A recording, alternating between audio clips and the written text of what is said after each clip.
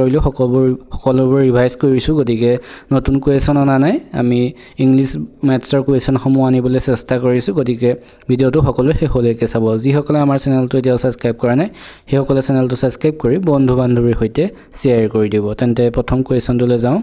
ভাৰতৰ প্ৰথম বাতৰি কাকতখনৰ নাম কি ভাৰতৰ প্ৰথম বাতৰি কাকতখনৰ নাম কি সুধিছে ইয়াৰ ৰাইট এনসাৰটো হৈছে অপশ্যন চি বেংগল গেজেট হৈছে ভাৰতৰ প্ৰথমখন বাতৰি কাকত এতিয়া এসো তাৰ পিছৰ কুৱেশ্যনলৈ তাৰ পিছৰ কুৱেশ্যনো সুধিছে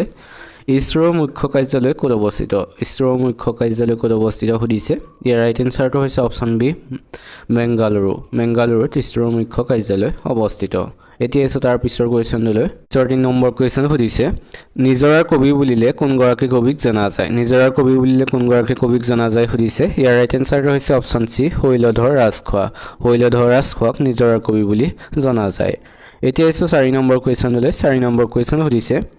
কোনখন দেশৰ সংবিধান আটাইতকৈ দীঘল সুধিছে ইয়াৰ ৰাইট এনসাৰটো হৈছে অপশ্যন ডি ভাৰতৰ সংবিধানখন আটাইতকৈ দীঘল এতিয়া এসো তাৰ পিছৰ 5 নম্বৰ কুৱেশ্যনলৈ 5 নম্বৰ কুৱেশ্যন সুধিছে ৰাষ্ট্ৰীয় বিজ্ঞান দিৱস কেতিয়া পালন কৰা হয় সুধিছে ইয়াৰ ৰাইট এনসাৰটো হৈছে অপশ্যন বি 28 ফেব্ৰুৱাৰী তাৰিখে ৰাষ্ট্ৰীয় বিজ্ঞান দিৱস পালন কৰা হয় এতিয়া এসো তাৰ পিছৰ 6 নম্বৰ কুৱেশ্যনলৈ 6 নম্বৰ কুৱেশ্যন সুধিছে ৰাষ্ট্ৰীয় ভোটাৰ দিৱস কেতিয়া পালন কৰা হয় সুধিছে ইয়াৰ ৰাইট এনসাৰটো হৈছে অপশ্যন সি 25 জানুৱাৰী তাৰিখে